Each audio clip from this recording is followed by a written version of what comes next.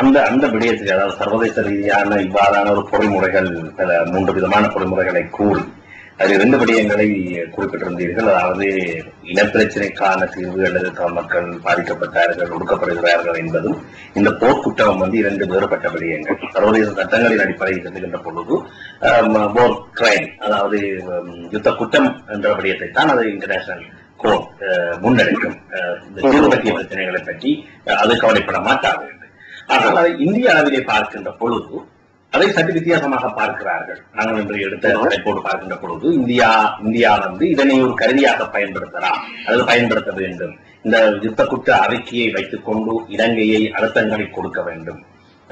அது அதனூடாக ஒரு நிரந்தரமான தீர்வை நோக்கியதாக இலங்கையை நகர்த்த வேண்டும் என்ற எதிர்பார்ப்புகள் புதியர்கள் மத்தியிலும் இள உணர்வாளர்கள் மத்தியிலும் காணப்படுகின்றது.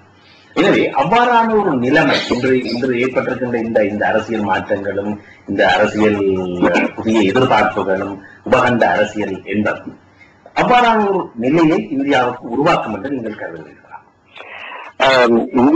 இந்தியாவுடைய வெளியுறவு கொள்கை இந்தியா ஈழத்தமிழர்களுடைய பிரச்சனை அணுகிற முறையில் மிக அடிப்படையான ஒரு அரசியல் சர்வதேச அரசியல் பார்வை மாற்றமும் கோட்பாட்டு மாற்றமும் அவர்களுக்கு தேவை. இந்திய இப்போ தொடர்ச்சியாக இருந்து வருகின்ற இந்தியா என்ற கொள்கை வகுப்பாளர்கள் அவர்கள் இந்த ஈழத்தமிழ் மக்களுடைய தேசிய பிரச்சனையை அவர்கள் காஷ்மீர், நாகாலாந்து, அஸ்ஸாம், மிசோரம் போன்ற பல்வேறுபட்ட தாங்கள் எதிர்கொள்கின்ற தேசிய சிக்கல்கள் அந்த பிரச்சனை அந்த தளத்துல வச்சு பார்க்கிற மாதிரி தான் எனக்கு படுது. ஆனா உண்மையில அந்த பிரச்சனையையும் ஈழத்தமிழ் மக்களுடைய தேசிய சிக்கலையும் இந்திய ஆட்சியாளர்கள் ஒன்றாக வைத்து பார்க்க முடியாது. அது ஒரு அந்த பார்வை வேறுபாட்டில் இருந்து அவர்கள் வெளியில வரணும். அதுக்கு இது பற்றின ஒழுங்கான தெளிவான ஒரு ஆழமும் விரிவும் வாய்ந்த விசாரணைகளும் ஒரு மீள் மதிப்புகளையும் அவர்கள் செய்ய வேண்டியிருக்கு. அடுத்தது என்னன்னு சொன்னால் இப்ப இந்த இந்தியாவை பொறுத்தவரையில இதுவரை அவர்களுடைய இந்த ஈழத்தமிழ் தொடர்பான இந்த அணுகுமுறையை பொறுத்தவரையில எங்கள் எல்லோருக்கும் தெரியும் பல்வேறுபட்ட குழப்பங்கள் சிக்கல்கள் எல்லாம் இருந்திருக்கு.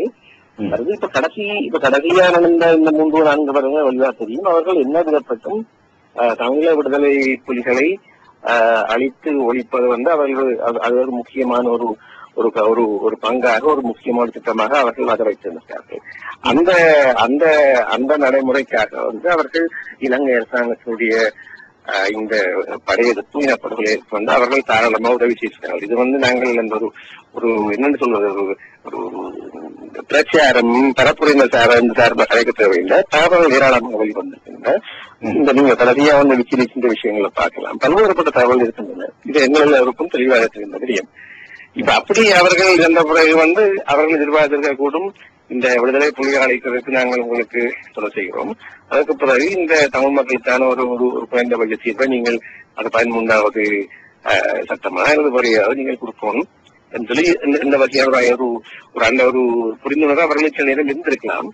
ஆனால் அங்க எந்த பிள்ளை வருதுன்னு சொன்னால் கடந்த 1927-28 இருந்து குறிப்பாக 40களுக்கு பிற்பாடான இலங்கை அரசு உருவாக்கம், இலங்கை அரசனுடைய இந்த தோற்றம், அதனுடைய நடவடிக்கைகள், அதனுடைய பணத்துறை ஆட்சியும் அதனுடைய ராணுவம் எல்லா விடயங்களையும் பார்த்தால் அவர்களுக்கு இலங்கையில தமிழ் மக்களுக்கு எந்த வகையான அடிப்படை உரிமையை கொடுக்கறது தேவையில்லை. அது இப்போ தெரிஞ்ச விஷயம். அதை தெரியாமல் இவர்கள் திருப்பி இலங்கை அரசுடைய நம்புறது இது ஸ்ரீமா சாத்திரியில இருந்து பிறகு திருப்பி முதலாளி ஒப்பந்தத்தில இருந்து கிருஷ்ணமீரன் காலத்தில இருந்து நடந்திருக்குது. இது அந்த விஷயத்துல மிக அடிப்படையான சில பிள்ளைகள் இருக்குது. அந்த பிள்ளைகள் அந்த வித்தியாசங்களில் இருந்து இவர்கள் புதிய பார்வை வீச்சுக்கு வராத வரையில இந்தியா ஈழத்தமிழ் மக்கள் விஷயத்துல ஒரு அறிவுபூர்வமான நியாயமான ஒரு நிலைப்பாடு எடுக்கும் என்பது இந்த நம்புவது கொஞ்சம் சங்கடமாகத்தான் இருக்குது. ஆக பொதுவாக நீண்ட பல விடயங்களை பற்றி பேசியிருக்கிறார்கள். இன்றைய தலைப்புக்கு அப்பாற்பட்டதாக இருந்தாலும் கூட இந்த ஐநாவினுடைய அறிக்கையினுடைய வருகையும் இலங்கை தமிழ் தேசிய கூட்டமைப்புடைய அந்த பேச்சுவார்த்தை என்பது குறித்த விடயங்கள் குறித்து நீங்கள் உங்களுடைய அபிப்பிராயம் என்ன? வடக்கு கிழக்கில் இருக்கக்கூடிய தமிழ் முஸ்லிம் மக்களினுடைய சிக்கல்களுக்கு அதற்கான தீர்வுகளையும் அதற்கான வழிமுறைகளையும் தேர்ந்தெடுப்பதும் முடிவு செய்வதும் முன்வைப்பதுமான அந்த தார்மீக அதிகாரம், அரசியல் முன்னுரிமை, தகைமை எல்லாம் அந்த அந்த அந்த இடத்து மக்கள் தெரிவு செய்யப்படுகின்ற அரசியல் கட்சி உறுப்பினர்கள் தான் இருக்கிறது. அந்த வகையில தமிழ் தேசிய கூட்டமைப்பாயினும் சரி, முஸ்லீம் காங்கிரசும் சரி, அவர்களுக்கு தான் அந்த அந்த மக்கள் தொடர்பான சில கருத்துக்களை, அரசியல் திட்டங்களையும் அரசியல் கோரிக்கைகளையும் அரசியல் தீர்வுகளையும் முன்வைக்கிறதுக்கும் அவற்றை பற்றி பேசுவதற்குமான அந்த உரிமையிலிருந்து நாங்கள் எல்லோரும் இந்த குறிப்பா எங்களை போன்ற இந்த புலம்பெயர்ந்து வாழ்ந்த நாடு மக்கள் நாங்கள் ஏற்றுக்கொள்ளணும். நாங்கள் அந்த அந்த மக்களுடைய சுதந்திரத்துக்காக, உரிமைகளுக்காக நாங்கள் அதுக்காக பேசலாம். ஆனால் நாங்கள் இந்த உணர்வு ஒருமைப்பாடு, இந்த சொலிடாரிட்டி என்ற அடிப்படையில் தான் நாங்கள் அதை பற்றி பேசலாம்.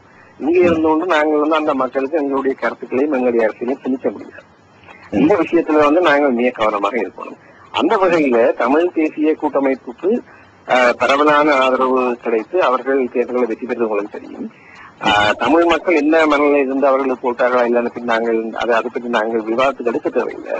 அந்த வகையில தமிழ் தேசிய கூட்டமைப்புக்கு ஒரு ஆணை இருக்கிறது. அவர்கள் தங்களுடைய அந்த ஆணையின் அடிப்படையில அவர்கள் பேச்சுவார்த்தை நடக்கிறார்கள். தனிப்பட்ட இருவகால அரசியல் வாழ்க்கையை பொறுத்து பார்த்தவரையில இலங்கை அரசு எந்த வகையிலையும் எந்த வகையான திட்டத்துக்கும் பெறப்போவதில்லை. அதே எல்லாருக்கும் தெரியும், தமிழ் தேசிய கூட்டமைப்பு தெரியும். அதை தெரியாமல் இருப்பது இந்திய அரசு மட்டும்தான். ஆனால் அவர்கள் இயல்பானவர்கள் தங்கட அவர்கள் இப்ப இந்த ஒன்றுபட்ட இலங்கைக்கு கீழே நாங்கள் ஒரு அசமத்துவமான ஒரு சமஷ்டி ஏசிமெட்ரிக்கல் பெடரலிசம் அல்லது அந்த இணையாட்சியை நாங்கள் ஏற்றுக்கொள்வதற்கு தயார் அவர்கள் சொல்லியிருப்பார்கள். ஆனா இந்த விஷயம் அது தங்காலேயே அரசாங்கத்தால் முன்னெடுக்கப்படாது. நாங்கள் அதை பார்க்கலாம். அது ஒரு முக்கியமான விடயம். அடுத்ததாக இந்த மாதிரியான இதுவரை காலம் பேச்சுவார்த்தைகளை நாங்கள் பேச்சுவார்த்தைகளை வரலாற்றை பார்க்கிற பொழுது ஒரு தெளிவற்ற தன்மையும் நடக்கிற எல்லா விடயங்களும் பொதுவாகவே மக்களுக்கு தெரியாத ஒரு விடயம் கிடைக்கிறத நாங்கள் பார்க்கிறோம். ஆனா அடிப்படையில ஜனநாயகம் என்பது டிரான்ஸ்பேரன்சி, எல்லாம் எங்களுக்கு வெளிப்படையில தெரியணும். எல்லா விடயங்களை பற்றியுமே நடக்கும் மக்களுக்கு தெரியணும். ஒரு பரந்துபட்ட ஒரு ஆழமான தீவிரமான விவாதங்களை பற்றி இடம்பெறணும். அத்தகைய ஒரு சூழ்நிலைகள் அத்தகைய ஒரு சூழ்நிலை சில நேரங்கள்ல சங்கடமா இருக்கும். ஜனநாயகத்தின் அடிப்படை அழகே அதுதான். நிறைய விஷயங்கள் எல்லாரும் சொல்லுவீங்க சிக்கலா இருக்கும். ஆனா அதை தவிர்க்க முடியாது. அதை ஏற்றுக்கொள்ற மனப்பக்குவம் எங்களுக்கு இயக்க வேண்டும். இதுல இன்னும் ஒரு சுருக்கமான ஒரு கருத்தை வேண்டும். இப்ப இந்த ஐக்கிய நாடுகள் அவையினுடைய இந்த வாழ்க்கையில இருக்கிற எல்லாத்தையும் பாத்தீங்கன்னு சொன்னா உண்மையில அங்கே நடந்தது இடப்படுவது ஜனசைடுன்னு சொல்ல முடியல. ஜனசைடுன்னு சொன்னால் அது வேறு வகையான அரசியல், சர்வதேச அரசியல் சிக்கல்களுக்கு ஐக்கிய நாடுகள் அவையை கொண்டு போய் விட்டுவிடும் என்ற கருதி என்னவோ அவர்கள் அந்த ஜெனோசைடுன்னு சொல்ல பாதிக்கல. ஆனா உண்மையில அங்கே சொல்லப்பட்ட அவ்வளவு விஷயங்கள் இது ஒரு ஜெனோசைடு என்பதை வெகு தெளிவாக காட்டுகிறது. சரிதானே? இப்ப ஜெனோசைடு என்பதை அது முக்கியமாக பல இடங்களில் ஏற்றுக்கொள்ளப்பட்டால் அது இன்னொரு தளத்துல தமிழ் மக்களினுடைய இந்த தன்னாட்சி உரிமை, அவர்கள் தாங்கள் தனியாக திரும்பி சென்று ஒரு நாட்டு அமைப்பதற்கான அடித்தளத்தை போறதற்கெல்லாம் அரசியல் ரீதியாக, சர்வதேச அரசியல் சட்ட ரீதியாக, தார்மீக ரீதியாக வழிவகுக்கும். அந்த வகையான ஒரு வாய்ப்பு அந்த வகையான ஒரு வாய்ப்பு இதுக்குள்ள இருக்குது. ஆனா அதையும் கூட நாங்கள் ஒரு அளவுக்கு அதிகமாக திருப்பி நாங்கள் வலியுறுத்த வெளியேன்னு சொன்னால் கிரைம்ஸ் அகெயின்ஸ்ட் ஹியூமனிட்டி, மனிதத்துக்கு எதிரான குற்றங்களை இவர்கள் நிகழ்த்தியிருக்கார்கள் உறுதிப்படுத்த முடியும் என்று சொன்னால் அதே போதும் நாங்கள் ஜெனோசைடுன்னு சொல்றோம். திருப்பி ஜெனோசைடு போய் நாங்கள் கண்டுபிடிக்க தேவையில்லை. மனிதத்துக்கு எதிரான குற்றங்கள் நிறைய நிகழ்த்தப்பட்டிருந்தால் நாங்கள் அது ஒரு மாபெரும் இனப்படுகொலை என்று நாங்கள் பார்க்க முடியும். இந்த அம்சத்தையும் நாங்கள் கவனத்தில் எடுத்துக்கொள்கிறோம். நீண்ட நேரமாக உரையாடி பல்வேறு விடயங்களுக்கு உங்களுடைய கருத்துக்களை தெரிவித்திருக்கிறீர்கள். அதாவது ஐநாவுடைய அறிக்கை மொத்தத்திலே அடுத்த கட்டத்துக்கு செல்லுமா என்ற ஒரு பெரிய ஒரு கேள்விக்குறியை போட்டு கேள்வியை எழுப்பியிருக்கிறீர்கள். அந்த வகையிலே இந்த இன்றைய கலந்துரையாடலை கலந்து கொண்டு முக்கியமான கருத்துக்களை தெரிவித்தமைக்காக bbc.fm/news.net மற்றும் சர்வதேச ரீதியாக இணைந்திருக்கின்ற நேயர்கள் அனைவரும் சார்பிலும் உங்களுக்கு நன்றியை தெரிவித்துள்ளோம். இந்த வாய்ப்பை நீங்கள் எனக்கு வழங்கியமைக்காக உங்களுடைய வானொலிக்கு என்னுடைய அன்பு கலந்த நன்றி.